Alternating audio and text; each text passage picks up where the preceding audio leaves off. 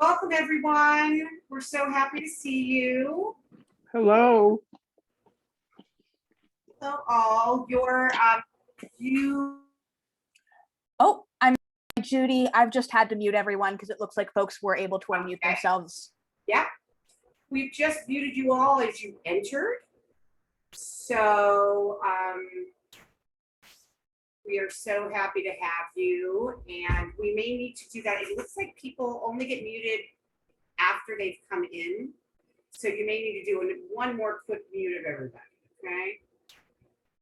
Welcome, everybody. Really glad to see you here. We're going to just get started in a moment as everybody's entering. We see lots of new people. Hi, everybody. So glad to have you join us. And then lots of familiar people. Hi, Michelle Smith. How are you? Hi, Howard McBroom. How are you? So good to see you all. Hi, Molly Kennedy. I owe you emails. I know that. It's now unrecorded. Hi, Carol Talian. How are you? Hi, Talene.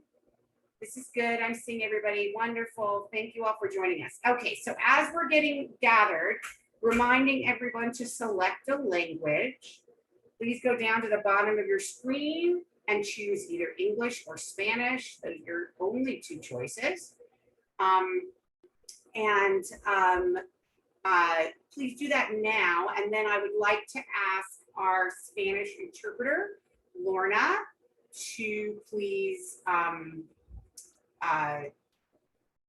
explain it in Spanish. Thank you.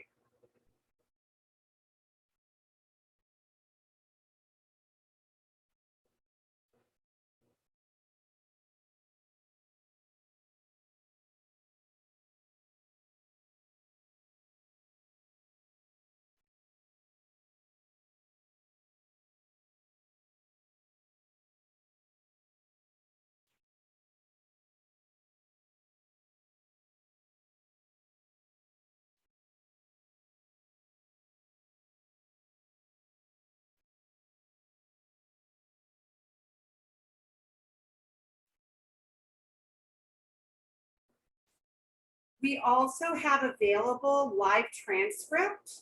You can find that by going down to the bottom of your screen and clicking on that, and you have a couple of different ways that you can have the words in English coming across your screen. So thank you all for joining us. It's a very exciting time in the self-determination world. Self-determination has gotten a very large investment in this budget. And we're going to talk to you a little bit about what that means. We know that we have a lot of folks on this call. Actually, Bill Emerson is just joining us, so we are going to bring him in as well. But we have a lot of folks in our meeting who are, oh, I said that, so if Ed, you could find Bill and make him a co-host, that would be great. Already done. Thank you.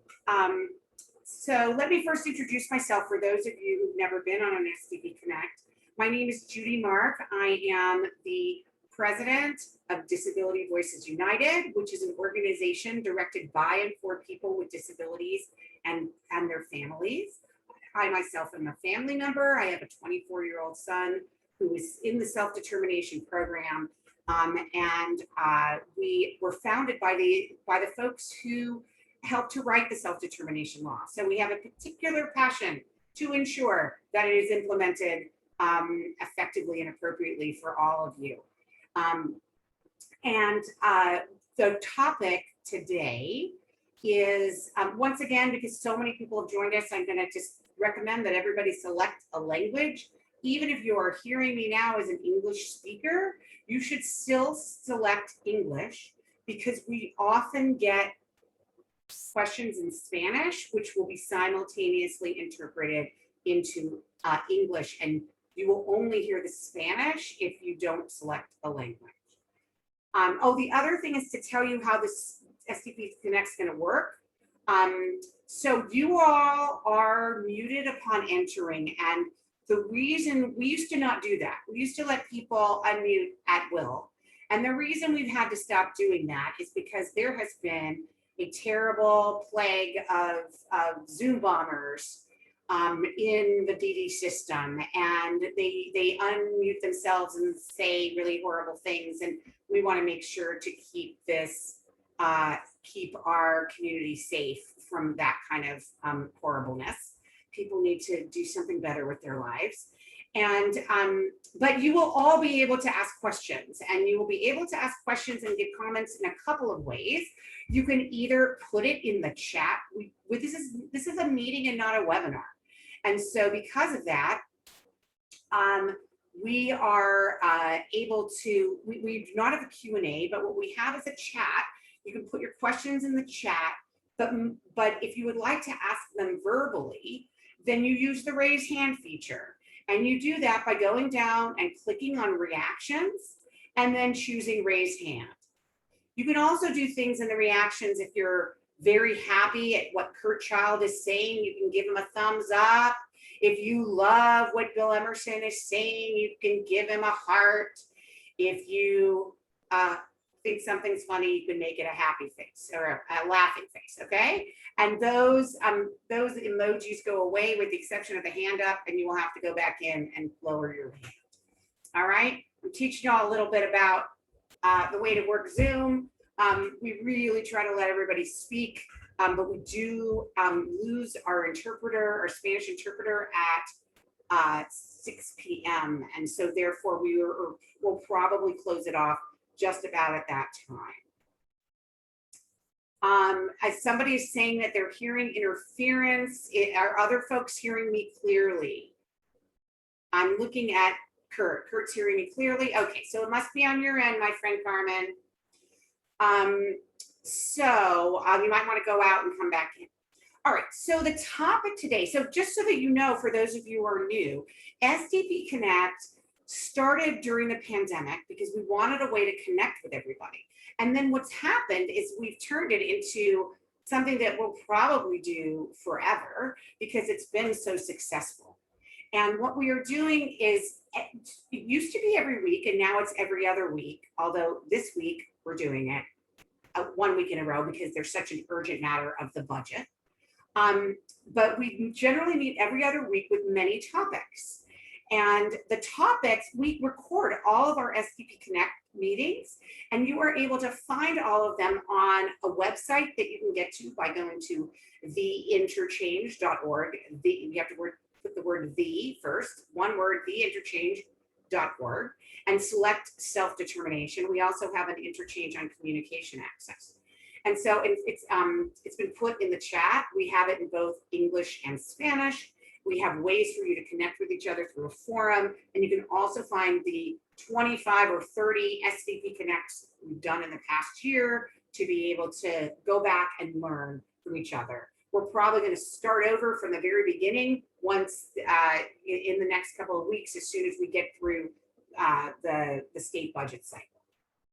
All right, so the subject of today, the subject today is the state budget and its impact on the self-determination program. And we have two amazing guest speakers to join us. They include Senator Bill Emerson. Senator Emerson was the author of the original Senate Bill 468, which became the self-determination law. He has been very, very active in the implementation and partnering with Disability Voices United on so much work that we've been doing to educate the community and ensure that the program is implemented. We also have with us Kurt Child. Kurt is the most experienced person in the state capitol I have ever met and have ever known. And we are so freaking lucky to have Kurt as working with Disability Voices United to help us move legislation and to move budget language so that we can make the self-determination program improve. For many of you know, the self-determination program started to get implemented in 2018 with a group of up to 2,500 people to phase into the program. It has been struggling for a range of reasons. If you are interested in finding out what we believe are the reasons, please feel free to look at the statewide self-determination advisory committee at the state council's a report that we were part of that that outlines all the barriers. And we look at those barriers and we say, how can we reduce those barriers and eliminate those barriers through legislation and the budget process?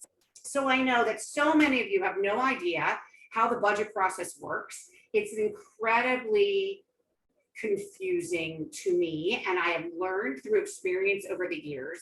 But I want to start by asking Kurt Child to sort of explain to you very briefly, some of you, what the budget process is. Some of you know that we, the DVU, along with Disability Rights California, are co-sponsoring a bill authored by Senator John Laird called Senate Bill 518 or 518.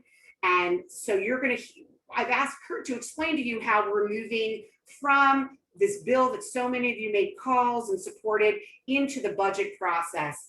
And then we're going to talk a little bit more about the budget generally. So go ahead, Kurt, and start your explanation. Great, thank you, Judy. And it's really a pleasure to be here with all of you this afternoon.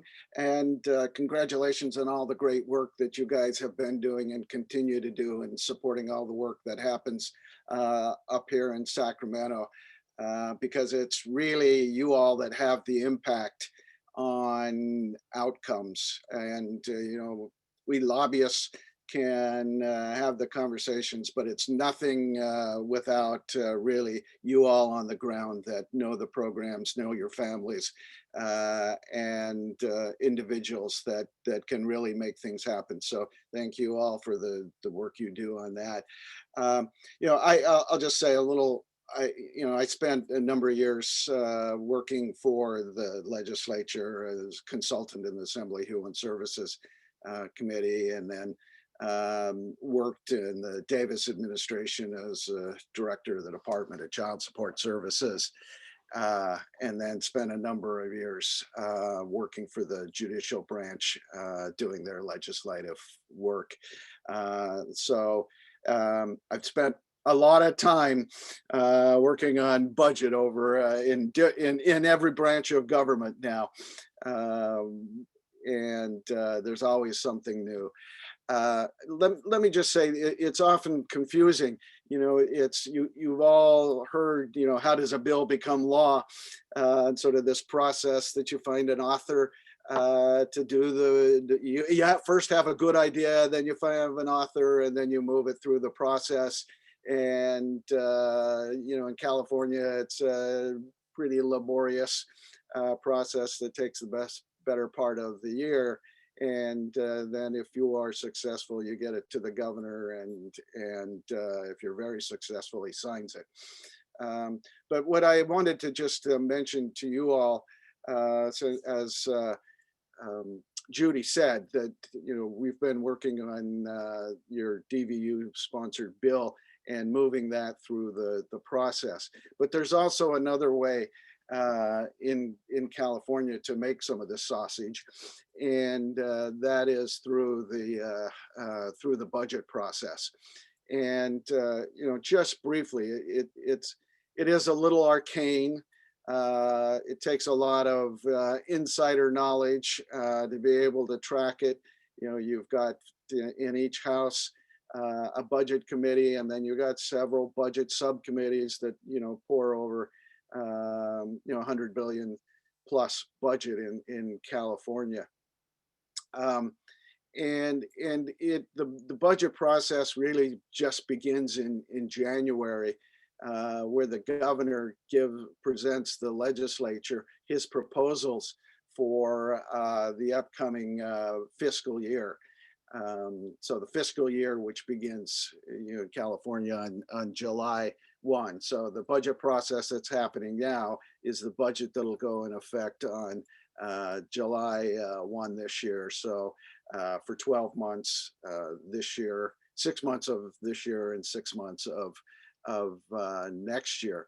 So the governor has his wish list and his proposals that he wants to do, and that's how he introduces it is with his proposed budget.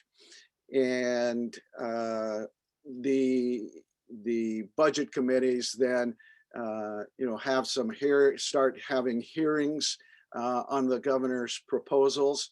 At the early point, you're trying to convince the governor that some of your ideas ought to go into the budget, and have the governor's direct support up front for moving the issue that you've got. That's difficult to do, but it's not unheard of, certainly, that you can get issues into his budget. But that's in January, and so you're budgeting 6 months away for what's going to happen in the next year. And as you know, it's been a real roller coaster with the pandemic. So a horrible budget last year, $45 billion deficit that California had to deal with. A number of program cuts were proposed, and we sort of made it through that one. This year, a much different story. And it takes some time to actually figure out. So the governor does what's then called a May revision, and what that to his budget. And what that means is he revises it both with policy issues he wants to put in there, but also updates on what the fiscal condition of the state might be and the revenue that is expected. And so you really got to wait until after April 15th on tax filing, and as the revenue starts coming in, to understand what the fiscal condition is. So what has happened, despite earlier estimates, is revenue has been extremely good. Those that contribute to the California budget in the largest tax payments has not been affected largely by the pandemic, and so revenue has been coming in well above what was expected. In addition to that, as you know, there's been a number of COVID bills in Congress for which dollars have been made available to the state. And so with the most recent one being the last bill that was signed by the president, which was a large stimulus and a lot of dollars to the legislature. We ended up with somewhere estimated with about $100 billion surplus this year. Believe it or not, it's just astounding. So that allows the governor to go back and adjust what his proposals are for his budget based on the newer revenue. And so what we've seen, and Judy will talk a little bit about what's in that budget on the DD side, is we've seen that there will be significant new spending in many program areas. A lot of it will be one time, for example, because the federal dollars are one-time dollars that we use, but they allow the governor to make new proposals. So once that May revise happens, that just came out, and that's when things really get serious in the budget now, and the budget subcommittees start holding their hearings on the governor's May revise, because they know how much the money they've got as well, and they've got their own priority areas. So the whole process then is really this give and take with the governor's proposals that are out there and the legislative proposals, priority proposals. There used to be an old saying that you don't do policy in the budget. that's really to do budget. But the reality is, if you're appropriating dollars for a new program or expanding program, that's really policy. And so a lot of policy work does indeed get done. And so these hearings, go fast. There's opportunity for public comment. Sometimes it feels like you get your opportunity to say your name and weigh in, but it's always meaningful to the committees when there is a good groundswell from the grassroots on important issues. And so that is what is happening now. So I'll just, Judy mentioned, there is an opportunity, one way to get through the legislature and to the governor to get new programs, law changes. One is the bill. So that's SB 518 on the self-determination.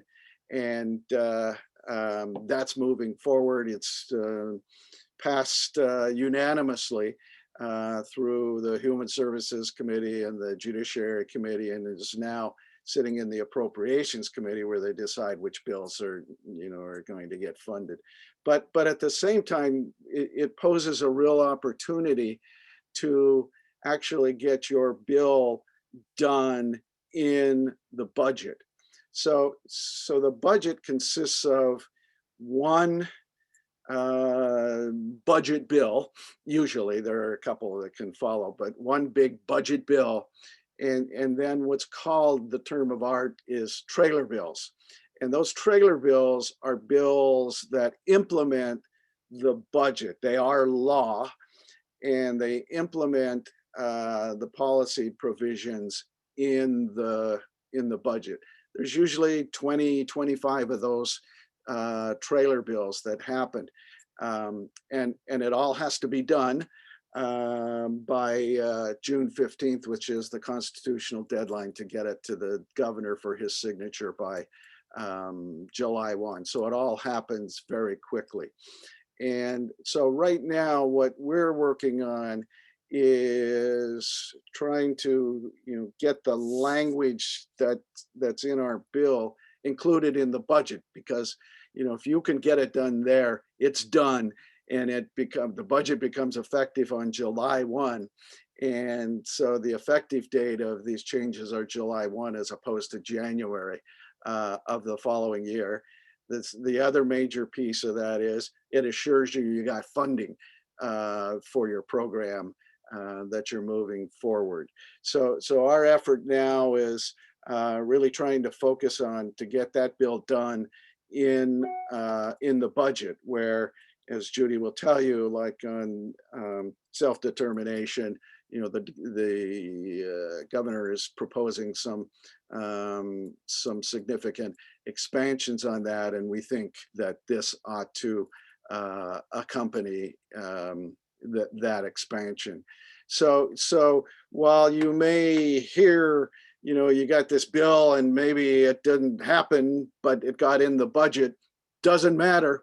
Either way, it gets into state law. And so that's what we want to make sure that we're able to do, and trying to track some of the path of least resistance on getting there.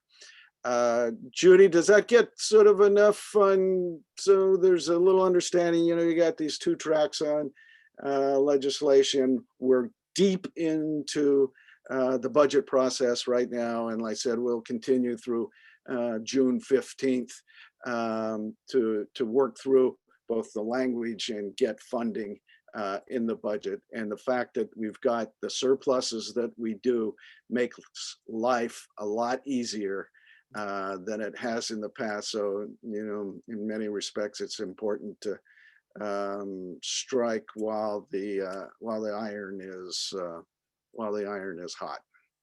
That was perfect, Kurt. I learn everything. I learn something every time I talk to you. I want to now just introduce Senator Bill Emerson, who was the author of the original self-determination law. I'm wondering, did you want to sort of add anything to the, flavor it, add some salt and pepper to any of what Kurt said about how the sausage is made, as they say, for law? No, I think he covered that well. I just want to thank several friends of mine who were very instrumental in getting self-determination passed in 2013. I still remember the day that Harvey and Connie Lapin came to my office and talked to me about the concept. And then I met Judy shortly thereafter.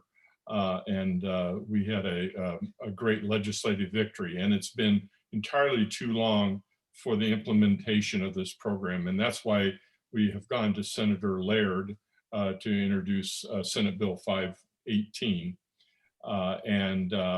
We are going to get this done. And the beautiful thing is more money has come into the state, as Kurt just mentioned. And it's a happy day. I've got a big smile on my face. Thank you. Yeah, it's way better to say we have more than enough money than begging for it and fighting cuts. So what I'm going to do is go through a little. I'm not going to go through the entire budget of DDS because it is there's a lot of pieces to it, and in fact, DDS had a community meeting about it today with their DS task force. They're having another one. Today's was in English with Spanish interpretation. They're having one next week in Spanish with English interpretation. So if you want to hear directly from DDS about the budget, you should definitely join in on one of those meetings. We're going to give sort of the community's perspective, or certainly family members and self-advocates' perspectives on some of these items, but I'm only going to go over the items that are actually related to the self-determination program. So I'm going to share with you all, this is the document from DDS called the May revision highlights. So you now understand, and it comes from Gavin Newsom, who's our governor, and Secretary of Health and Human Services Director, Dr. Mark Galley, as well as Nancy Bargman, the director of DDS. So I'm going to go through some of this. This, by the way, is a document I will at some point put in the chat how you can find this document yourself online, so you can go through it at your leisure. But let me go through some of these, the basic important thing. First of all, as family members and people with disabilities, you should know that the annual budget of the Department of Developmental Services has gone up to almost just shy of $10 billion. I mean, that is pretty mind-boggling if you think about it. That is by far the largest developmental disability system in the state. And so we want to make sure, our goal is to make sure that those monies are being spent in ways that are actually producing better outcomes and providing people choice and control over their lives. So I'm only going to go over some of this. And the first one is the COVID-19 response funds. So this is $257 million. Yes, it's a lot of money for DDS to continue to provide a range of services and supports for people because of COVID. They specifically call out the fact that they have these special beds for people who get COVID who may need to be isolated from other people if maybe they're living in a sort of a nursing home or a group situation. But it also includes resources for all of you who maybe, particularly those of you who have children who've been home and haven't gone back to school, something called COVID hours that that's our expression, is COVID hours. So that means to me that they will be able to continue for some period of time to be able to have those increased COVID hours if this budget passes. So for those of you, particularly those with small budgets who've been able to double your budget because of COVID hours, this is a good way for you to keep your budget in a way that provides you the supports that you need during COVID. Another thing that's really important is that there's something called provider supplemental rates. So your self-determination budget is based on the rates that that traditional service providers are paid in the traditional system. So let's say if you were not in self-determination, you would be getting,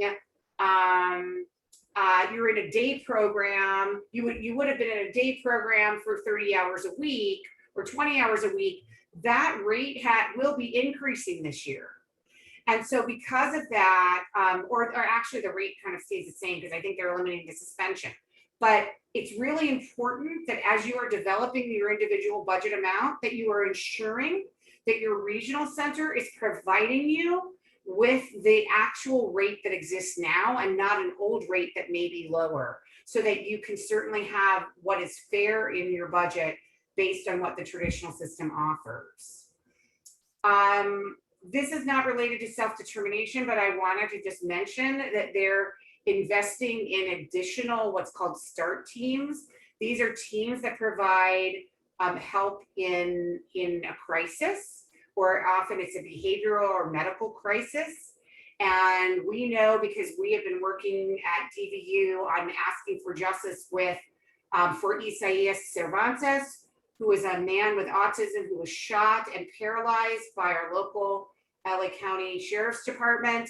He was receiving some crisis intervention, not from the START teams, but from a different agency. And so we want to make sure that not only do these START teams exist because they're important, but that they're actually doing their job and that they're actually keeping law enforcement away from our community, and that we are not putting our folks at risk of getting shot or killed by law enforcement. I'll move on to bilingual differential for direct service professionals, as well as I'll put together this direct service professional training and certification. So what these are, so the direct service professional training and certification is that the Department of Developmental Services is going to be offering a training program for people who provide direct support. So these are direct support professionals who are actually with people with developmental disabilities, not people in the back office, but people who are actually the one-on-one or one-on-three support for people with disabilities. And they're going to be offering a certification and training program that if in fact the professional goes through this training program, they would receive an increase in their pay. And the reason why I'm talking to you about this in relation to self-determination is because when I got briefed on the budget, I directly asked DDS, does that mean that a staff who is in the self-determination program can be offered the same training and then would be able to, the budget would be able to get an increase because we would be able to pay that staff more money? And the DDS believed that in fact was the case, because it is supposed to equal your budget in the self-determination program. It's supposed to equal your budget in the traditional system. So I can tell you, I definitely want my son's staff trained through this certification program. And so not only to give them more money, but also I think they'll be able to learn a lot. So you definitely want to look out for that as that goes into effect, assuming that this budget passes, at some point over the next few months. There's also a bilingual differential for direct support professionals. So what that means is that if a person is providing that direct support, remember, working directly with a consumer who requires a bilingual or a support in a language other than English, or maybe the family requires it, let's say it's a child and the family speaks a language other than English, their rate is going to be higher. Once it's verified that they actually are bilingual, they will be able to make a small bonus every week. And that bonus should be added to your budget if in fact you require a bilingual direct service professional. So these are important things that you need to be asking for if this budget passes. Remember, this is not yet law. Next, I just want to talk about, I'm going to go back to the self-determination ongoing implementation. I'm also going to close my window because there is a man with a leaf blower right outside my window. So I apologize for just one quick moment as I get rid of that noise in the background. I do not like leaf blowers. Okay. Next, we are looking at, I'm going to just move down to, I think that's about it that you would want to know specifically for the self-determination program.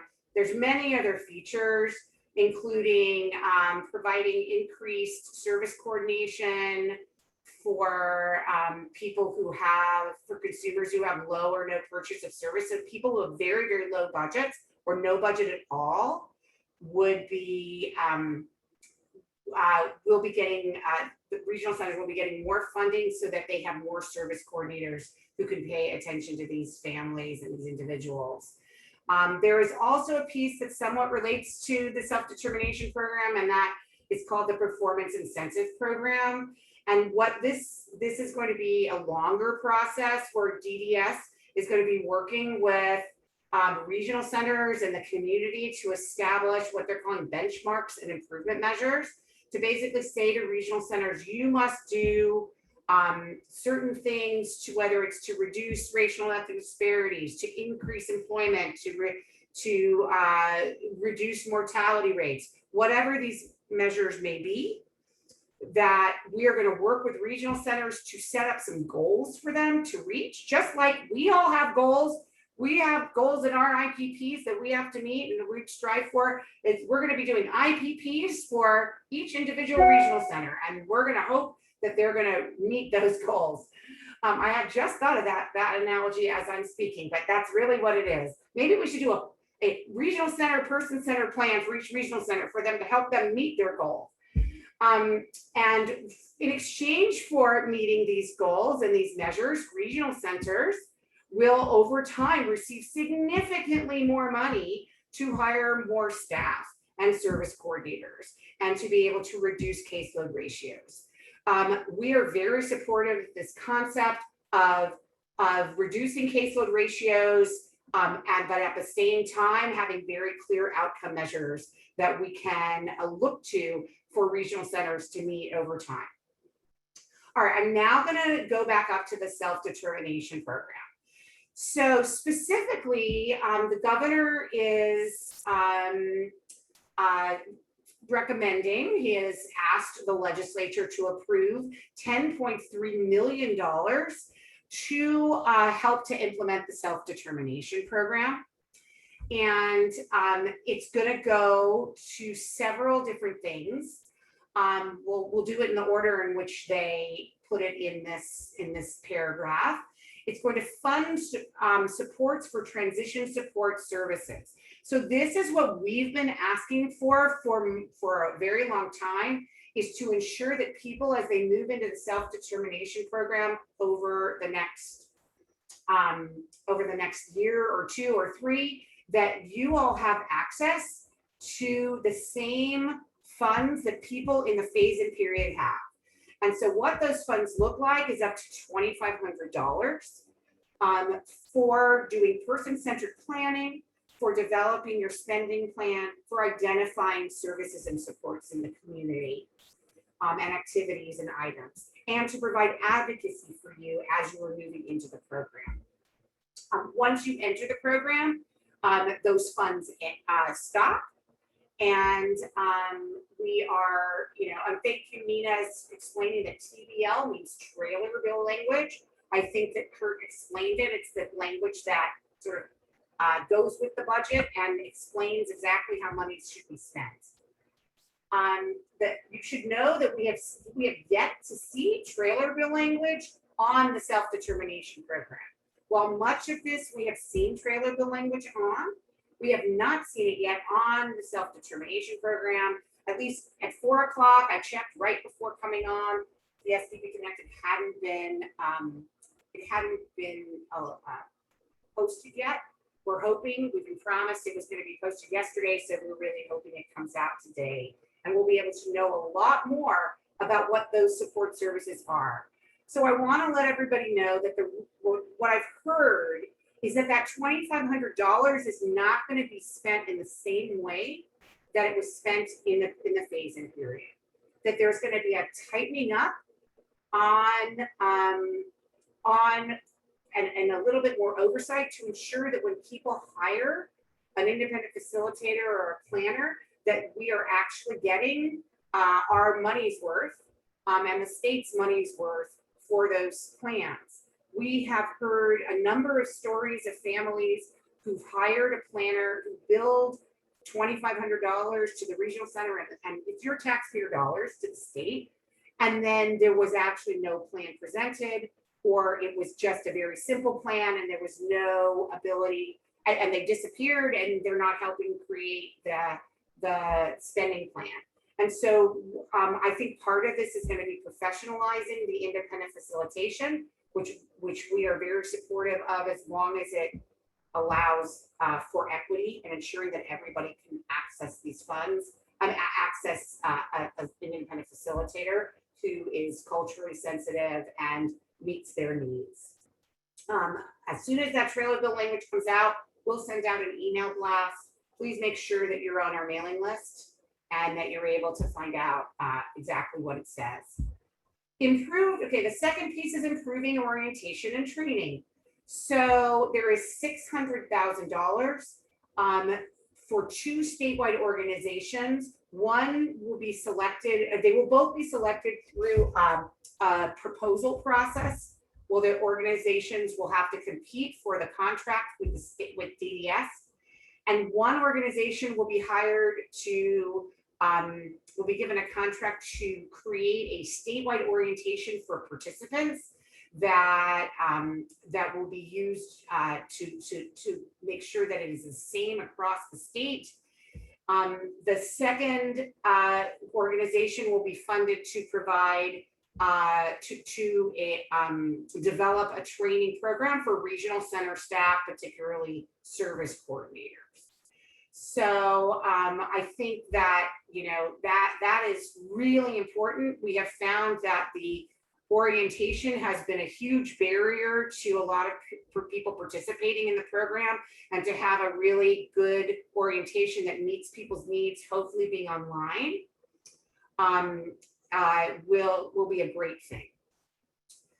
So you'll see there's $2.5 million for support services, which is those person-centered planning. There's $600,000, but boy, there's $10.3 million.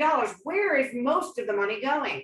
Well, most of the money is going, in fact, $7.8 million, almost $8 million, is actually going to create 60 new positions, 60 new positions at regional centers called participant choice specialists.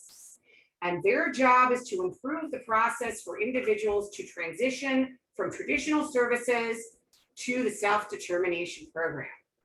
And so these are going to be probably senior level service coordinators who are supposed to know a lot about the self-determination program.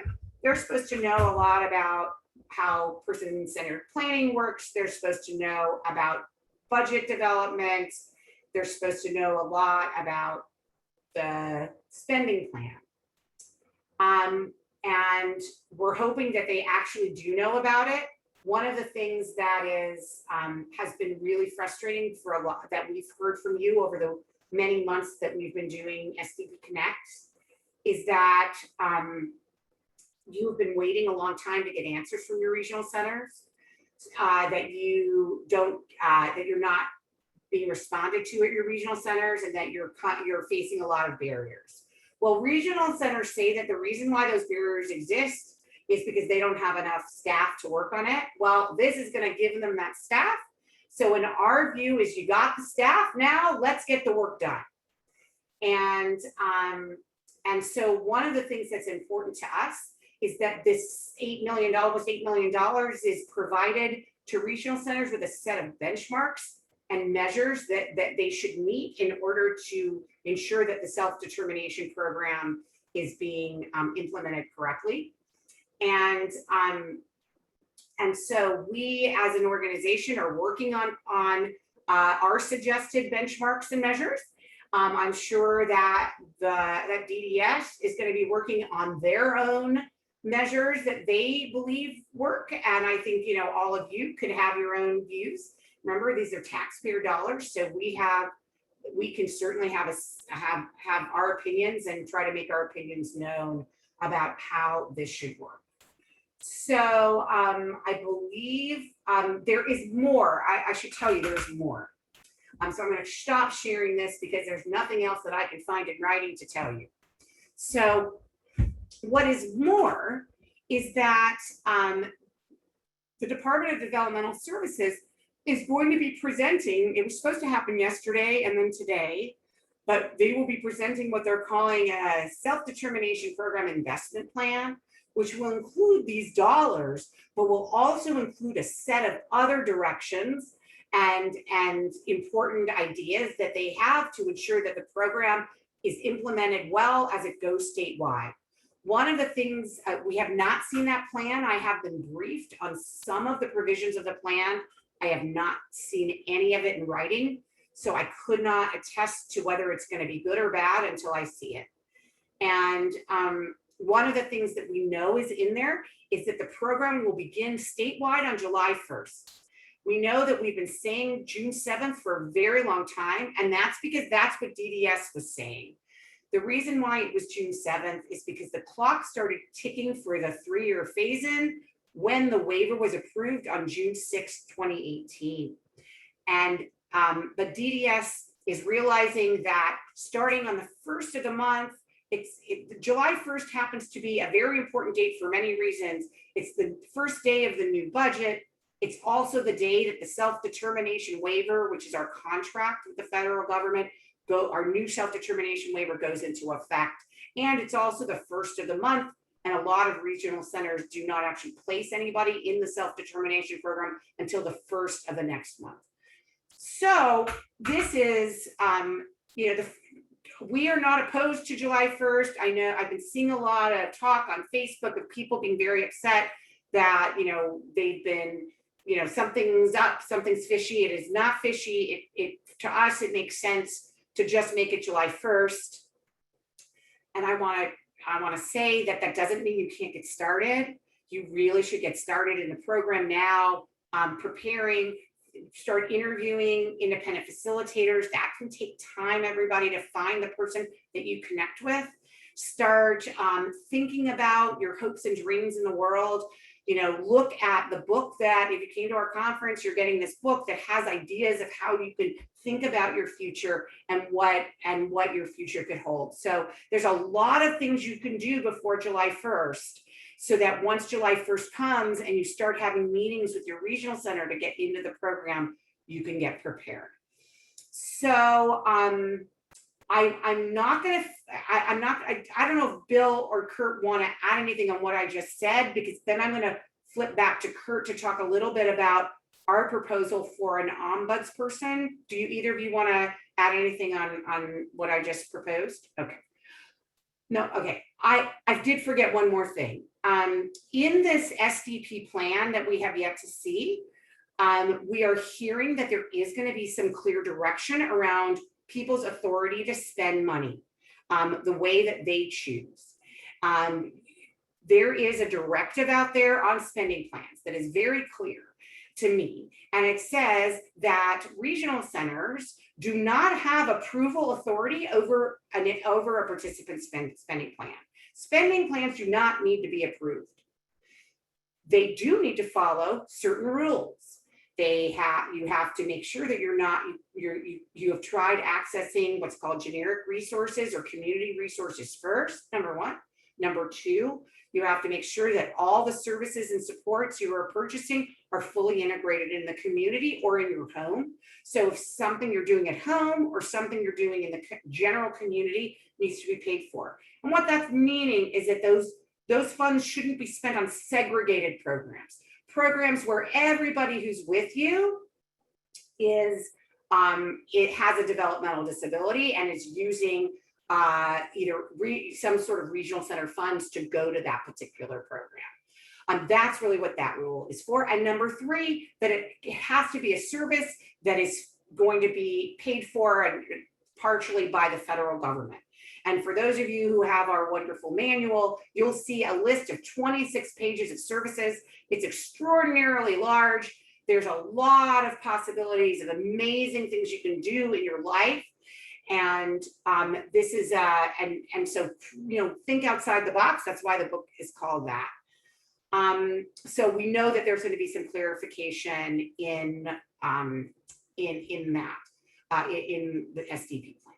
So now I'm going to turn it over to Kurt Childs. Many of you have heard that we are that we had a bill called Senate Bill 518 that Bill Emerson and Kurt talked about. And in that bill, we were calling for an ombudsperson to be created. Kurt's going to explain what an ombudsperson is, because it's probably not a term y'all have heard of. But we are going to, we're now attempting to push that idea into the budget. So it's, as Kurt said, it's the same thing. It still becomes state law. We still are thrilled with the idea, but it just may mean that we're not moving forward with the bill of SB 518. Instead, we're going through this budget process, which is moving very quickly, and we're really going to know whether this is going to happen in the next couple of weeks. So go ahead, Kurt, and explain that piece of it, please. Thanks, Judy. And I just want to make a shout out to Senator Emerson, who was really, one of the moving forces in the legislature for the self-determination program. And despite sort of the bureaucratic stagnation that's happened, he, even though having left the legislature, has really remained committed to get this program up and operating. And he's been a huge assistance now in moving the legislation and dealing with some of his former colleagues in the legislature, and also on his experience in the budget committee. And so it's a great resource that is very helpful. As Judy mentioned, I think again, there's been a sense that there's been a real bureaucratic stagnation on moving this program along. And these are issues that are, difficult to get at. And so we looked at initially in the legislation several kinds of proposals that potentially would give more priorities to self-determination, but more importantly, make it more useful, effective, and for participants. And it's not an overall easy task, but where ultimately I think we landed is with this idea of creating an ombudsperson, so an ombudsperson program for the self-determination program. The ombudsman, those of you that don't really know that word, it comes from really the Swedish Parliament established the first ombuds program back in 1809.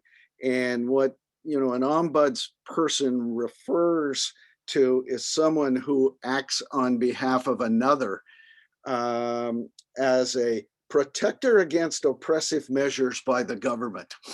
And it has many different forms depending on the program and the structures throughout the country. California, there is a ombudsperson program for the child welfare, foster care program. There's an ombudsperson for long-term care. So nursing homes and other long-term care facilities, with individuals throughout the state. Childcare has an ombudsperson that essentially to provide some independent eyes onto the program and to really function as a catalyst for change in the program.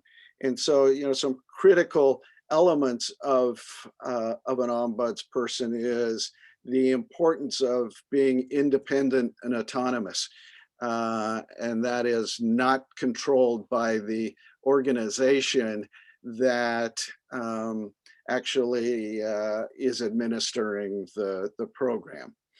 And so that's often, you know, a challenge in negotiating these through with the administration and the departments. I'll just say I think there is a sense of, you know, good success with ombudspersons and other programs, but you know, they sort of vary based on the program itself and the interests of the ombudsperson. So that's why we landed at that point. We've now drafted, you know, language, and you know, what becomes a challenge is, you know, what does autonomous mean, particularly where the ombudsperson will be located in the department that it's overseeing. And in, you know, in California, that tends to be how we do it. All of those that I mentioned before are programs that are actually located in the department. Now, you know, to some extent, even in the Department of Corrections, they don't call it an ombudsperson, but Inspector General, you know, plays that same kind of role. So what we've been working on is language to really establish that independence and autonomy to oversee the program. And really where we've landed on this is that the focus of this ombudsperson should be to provide information, be eyes and ears and a gatherer of information to overcome barriers to entering and fully participating in the self-determination program. And the can't be under the direct control of or supervision of the department and the organization that it's overseeing, so that it can sit on its own. So that's what takes some work negotiating with the administration on that. I think to their credit, although they have not taken a position yet, you know, to their credit, this is not for them a far-fetched idea. And so those are the pieces we're trying to work out now, just on the independence and autonomy, and ensuring that the community will have an opportunity to have input in the individual that would be hired, selected to serve as the ombudsperson. I think our approach, just, you know, largely based on costs, is that the role of this ombudsperson would not be to do, you know, direct individual advocacy. In other words, this is not a position nor the staff would do, you know, in showing up at hearings and negotiating outcomes in the program, but is really intended, I think, to focus on, you know, three really important things. One is to be able to investigate complaints, investigate, you know, system-wide problems, issues that exist in the program. And then secondly, to take that information and actually prepare reports to the legislature, to the administration, and the public on their findings, so that, you know, there is some transparency in the program. And most importantly, I think, is the role in making recommendations. for changes in the program. So our sense is that this keeps an ombudsperson can keep the program under a tighter microscope than has been over the last 8 years, and resulting in the program not being really where it should be by this amount of time. And then finally, that it would be the role of the ombudspersons to make sure and get referrals on individual problems to help negotiate some of those, both with the regional centers, with the department, to be able to call upon resources in the department to assist in the oversight of the program. It's a little weird that you would have a ombudsperson for just a program as an individual program, so the self-determination program, and not the entirety of the DD system as a whole. And like foster care, like child care, like long-term care, it is much broader. But we thought this can be a extremely good starting place to get direct insight, recommendations, and transparency into the program. And so what we've worked on is trying to build in, the importance of confidentiality for those individuals who reach out to the ombudsperson and states complaints, so that there would be no retaliation for making a complaint with the ombudsperson. We tried to be specific, or trying to be specific in the contents of what this reporting would be. It'd be no less than annually with this report to the legislature and the administration, but it can certainly be available. It'd certainly be possible for additional reports beyond that additional year. So what we've said is that the duties would include, but not be limited to, collecting data and analyzing that data about the program, to conduct investigations, independent investigations about the program, both statewide and regional center-wise, and identify systemic issues, as I mentioned, and also, as I mentioned, make recommendations for program improvement. This is not going to be the be-all to end-all for moving the program forward, but along with the resources that the governor's proposing to put into the program, along with improving transparency and information, we're hopeful that this can serve as the vehicle to get more people in the program, participating in program, and importantly, removing the barriers to the program.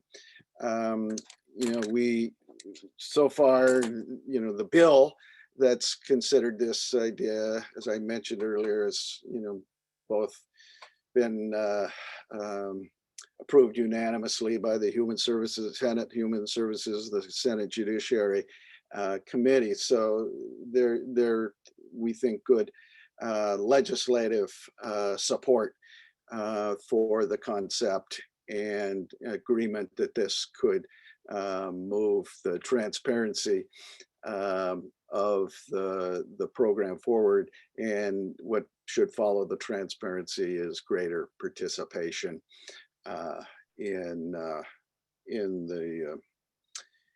the program overall. But as I mentioned in the legislative process, we've got essentially 4 weeks before the budget has to be done, literally done from the legislature's perspective. So right now, this is one piece of a zillion other pieces that you might expect from such a huge budget. So we're working with legislative staff and with the trying to get some technical advice from the department on how we could make this work. And there may be, Judy will, as she's never shy to do, maybe need for people to be weighing in on this as it moves forward in the next few weeks. So it's a pretty intense 3 or 4 weeks in trying to move this forward. Does that capture, I think? Excellent. There have been so many questions that have been moving through the chat, both on the ombuds piece as well as the general budget piece, that I want to get to everybody. I'm going to start with some folks who have their hands raised, and then I'm gonna ask Ed to go through the chat and sort of pose the questions to you and Bill and me. So let's start with Sue Gavin. I'm gonna ask you to unmute. Go ahead, Sue. What's your question? Hi, Judy. When you were discussing earlier about a training for somebody who would need a bilingual support system, what about somebody who uses assistive technology? Could they ask for that same level of training and support, since it's not your typical conversational language? I know that's not, so that it's called the bilingual differential for direct service professionals. So those are people who speak languages other than English. I know I saw in the chat somebody asked whether that would also include American Sign Language. I know that there's actually additional resources of 2.6 million in the budget that I didn't go over that are specifically targeted towards services and supports or to provide leadership around this, and funding for 21 regional center deaf services specialists. So I know that there's a separate thing on that, but I know that what they're looking at is just language, languages other than English. So would that be something that I could use as an unmet need? So if you are in need of somebody who understands, let's say, how to support somebody to spell to communicate or type to communicate, I mean, that is something that you would be going for through unmet need for sure, saying that you need somebody who is at a higher level of need than a traditional sort of caregiver. Okay. And I don't know that it would go through this process. It's actually, we do a lot of communication access work as well. And we know that is a very big problem, finding Huge good people to provide that communication support. It's something that I want to have a conversation about. Nina, remind me. I think we need to talk about where that fits in with all this money that's being spent on our community and how we can do that. So let me get back to you. Thank you for bringing that up, Sue. That's really important. Okay. Thank you. Carla Lehman, you are next.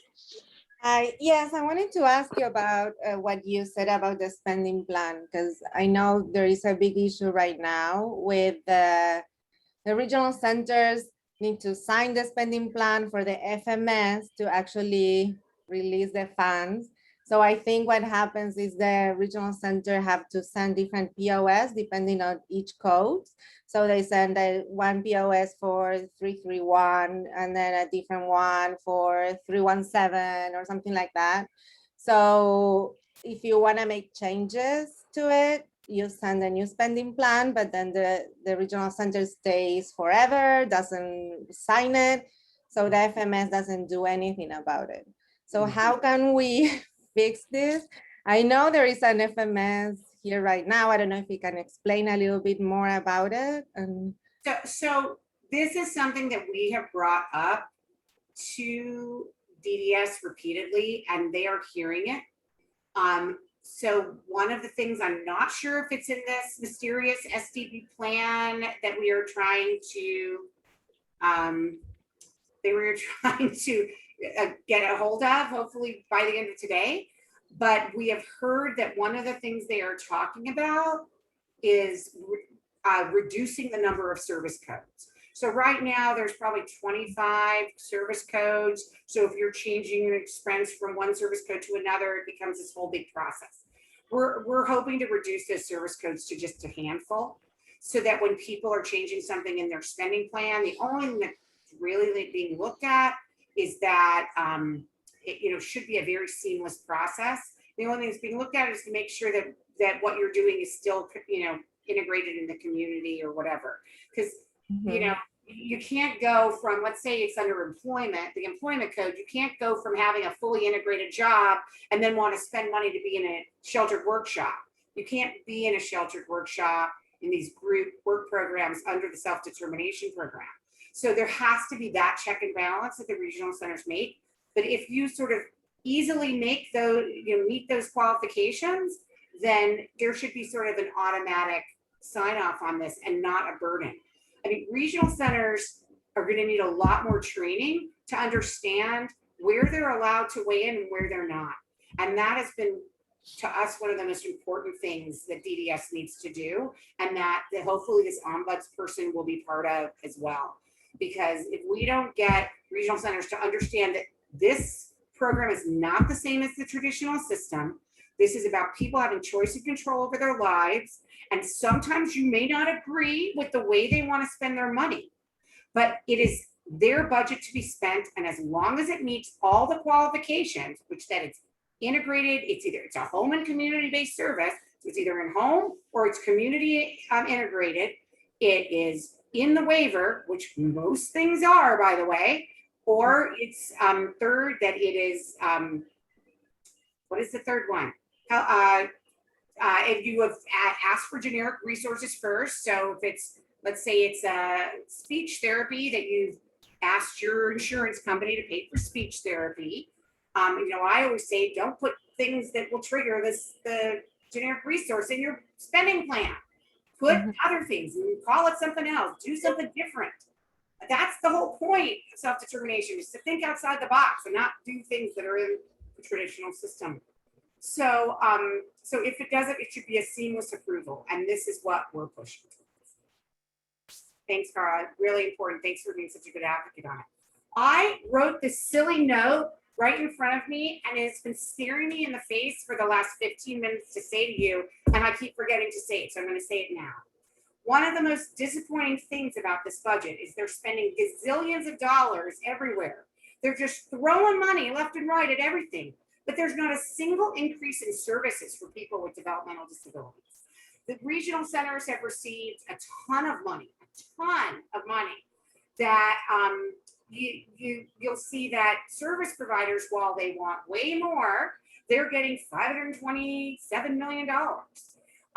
We did not get the thing that we have been asking for years, and that is the restoration of social and recreational programs. Even though it's a modest amount of money, it is used by people who have been traditionally underserved in the system, people of color, who are trying to get programs like swimming and summer camp for their kids. And we did not get that.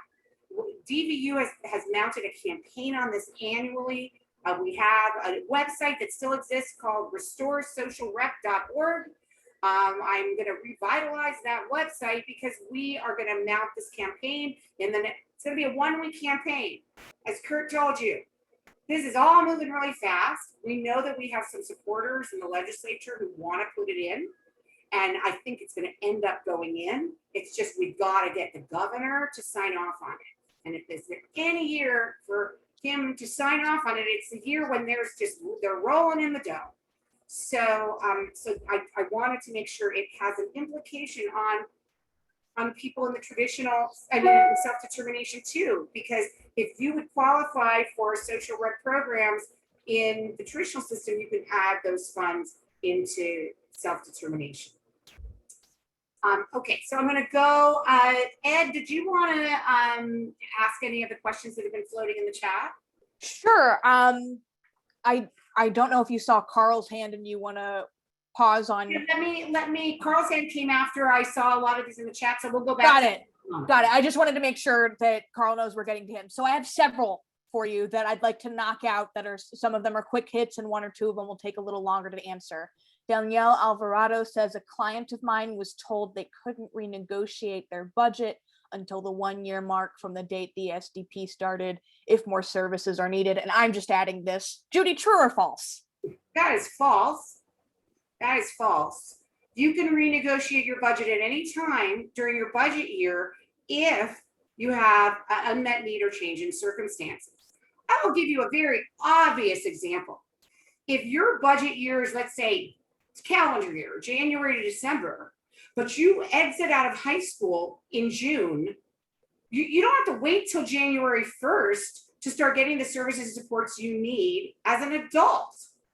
You wouldn't do that in the traditional system. Of course, in the traditional system, you would have a transition IPP where you would discuss what are the services and supports that you need to move into the, you know, maybe you go to a day program or you'll get a job or do volunteer work. They don't wait till your year is up on your IPP. So that is absolutely not true. But remember, you can only renegotiate your budget if there is a change in circumstances or a new unmet need. So what is a new unmet need? Okay, we talked about change in circumstance. A new unmet need is something that is happening to a lot of folks right now, and that is some regression that people are facing because of COVID. I know in my family, we are facing this right now, that maybe the regression is people stop sleeping, like in my household, or maybe it is, you know, there's an increase in in challenging behaviors, or there's an increase in anxiety, or, you know, needs for more supports. And so that's also a change in circumstance and unmet need. It's both. And so you are at any time during the course of the year, you can, just like you can ask for more services in the traditional system at any point in the year, it's the same exact thing in self-determination. All right. Hope I clarified. That was a great question. Awesome. Thank you so much, Judy. We touched on Jan's question regarding ASL staff, so I'll skip that one. Wondering about service providers under the SDP who want to, I'm sorry, this is from Christina Canarella. Wondering about service providers under the SDP who want to hire regional center consumers and provide opportunities for CIE/PIP within their businesses. Does the CIE and PIP proposal apply to SDP service providers or just traditional regional center vendor service providers, and perhaps a brief explainer on what CIE and PIP are, because I don't know. That's a lot of initials in that question. Okay, CIE stands for Competitive Integrated Employment. PIP stands for the Paid Internship Program. So the way this intersects with the self-determination program is those programs are completely state funded. And the self-determination program is state and federally funded. It's a match from the federal government with state monies. So what DDS has said is that if you go into the self-determination program, you can have your services and supports there, but you can also continue to participate in competitive integrated employment or the paid internship program in addition to your self-determination program. So it is really important if for any of you who can benefit from these great employment programs, and in the budget year, they've asked for an additional amount of money. So it is a great way. It's actually something that I'm going to look into for my 24-year-old son.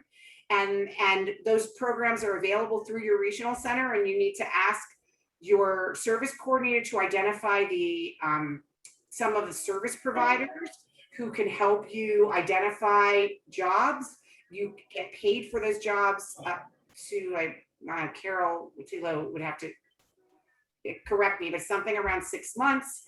And then there is an expectation that your employer will move you into a regular job that will be paid for by the employer. Because for the first 6 months, the state pays your salary. And so basically these employers are getting a free employee with the expectation that they're going to hire that person if they work out. So I hope that helps. Thank you, Judy. I have just 2 or 3 more, and a bunch of them I think I can answer myself in the chat. But Jessica Munoz asks, is social skills a traditional service funded by the regional center? Would that be traditionally funded? So yes, it depends on the regional center. Some regional centers do fund social skills, group therapy. Some regional centers do not. Some of them call it adaptive skills, and it's more kind of like behavioral therapy. So, you know, just depends on the regional center on whether they do. Unfortunately, these are the things that drive me a little cuckoo, because we have a statewide system. And my feeling is if it's provided in one regional center, it should be provided in all regional centers, because it's not like a person with autism at the Inland Regional Center is different than a person with autism at Westside Regional Center. So they should be allowed to, both of them should be allowed to get that very critical support of a social skills program. Go ahead. One more, and then we're going to go to the people with hands raised. Okay, I'm going to ask Lorna to voice this question in the chat, because I know several people have asked things related to fair hearing in English, and I want to make sure Evelyn's question gets answered in Spanish. Lorna, I've just reposted it. Could you please interpret this question for us?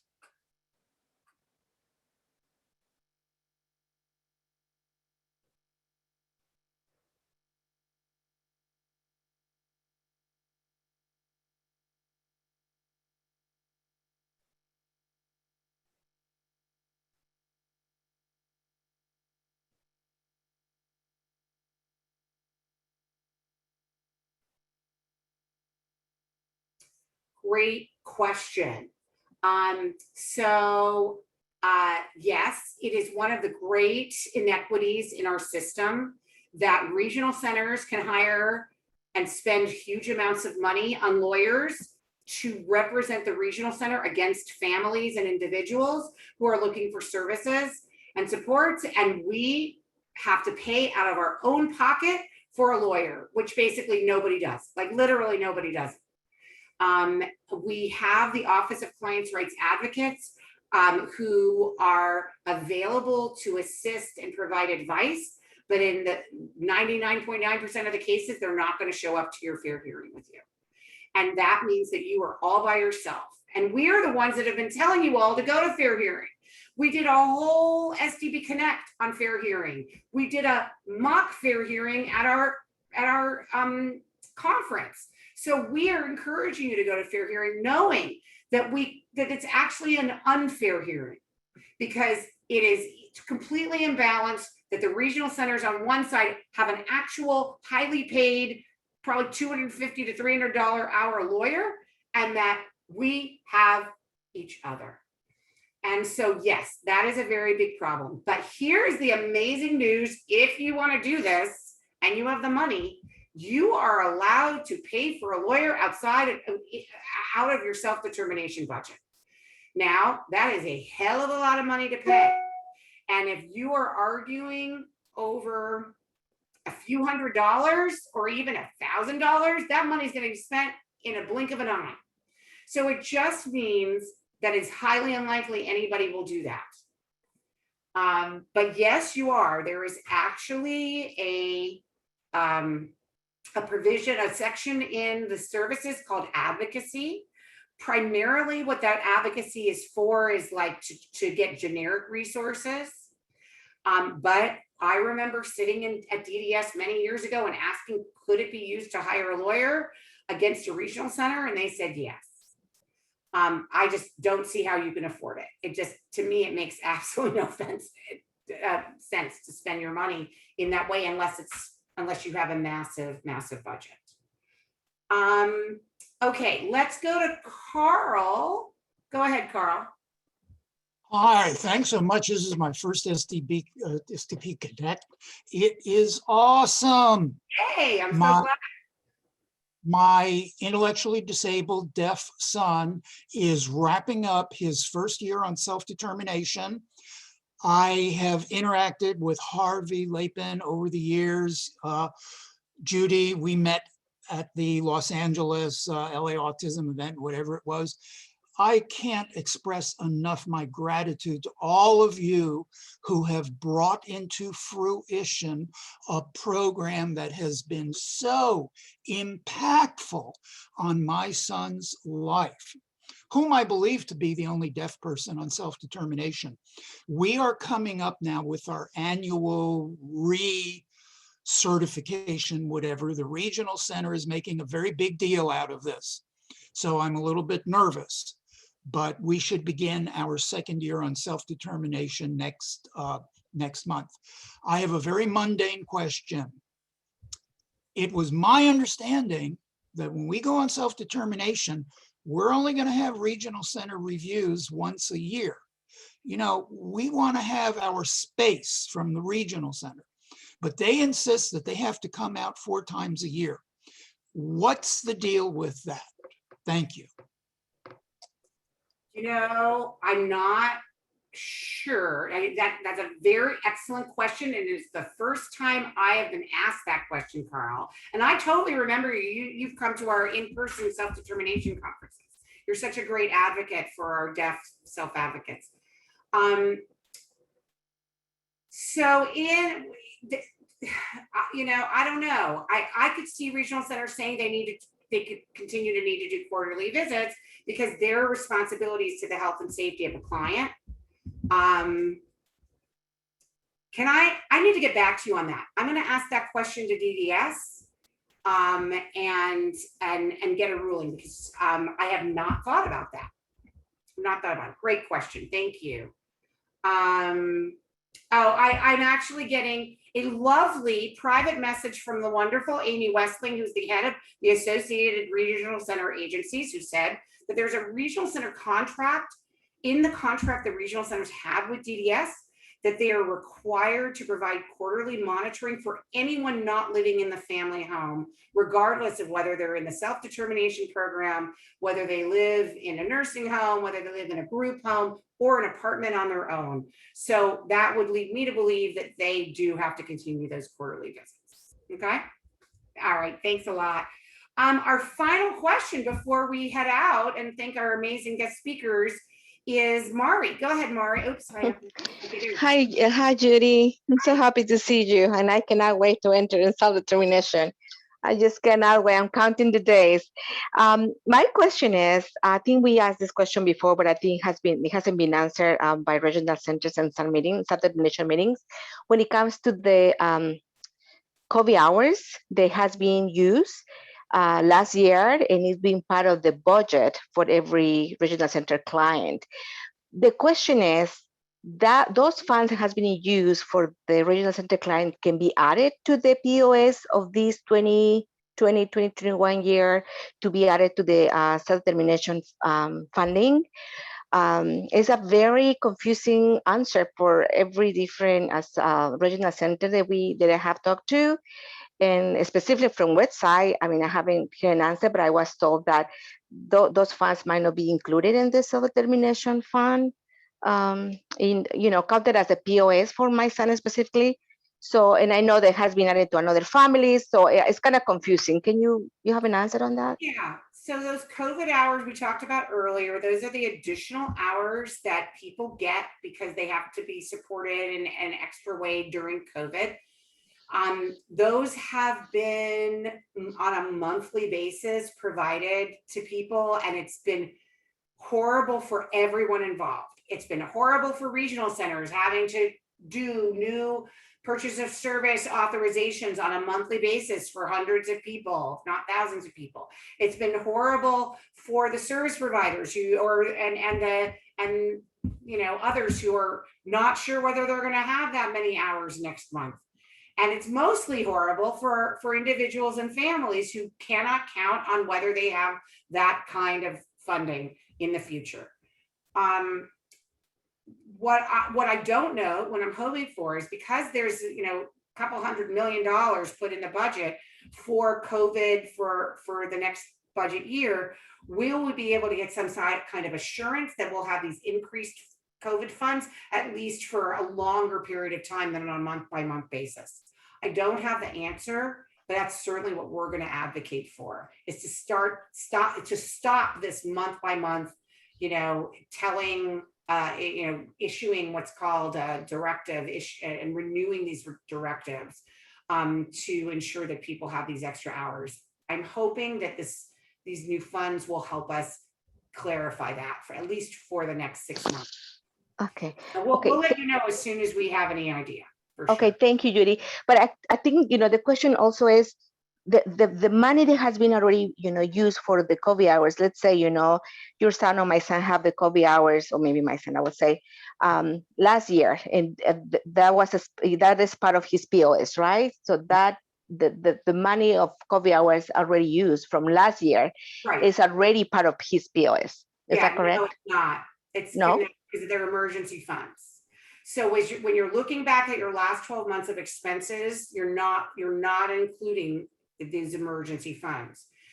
But they would include it as you move forward if, in fact, these emergency funds get approved. I see. Okay. Yeah. So it would Thank you. Yeah.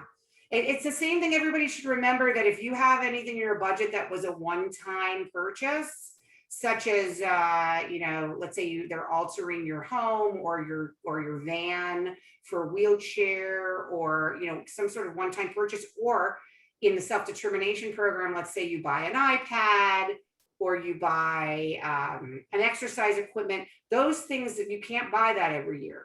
So that money is going to be removed from your budget year 2. So just remember those things. That's part of the law. All right. I see. Okay, thank you.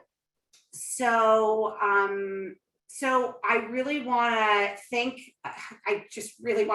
Senator Bill Emerson for coming on. I cannot believe how incredibly dedicated you are to our community. You are just the best. We love you so much. And I also want to thank Kurt Child, who, I mean, how lucky are we to have Kurt Child in our court? I mean, we are just so lucky. And I have enjoyed spending 10 hours with you today. I have been with Kurt since 8 o'clock this morning in meetings, on the phone, on Zoom, and how lucky are we to have you in our lives. Thank you, is what I say to you. And I can't wait to see you in person someday so I can give you a hug.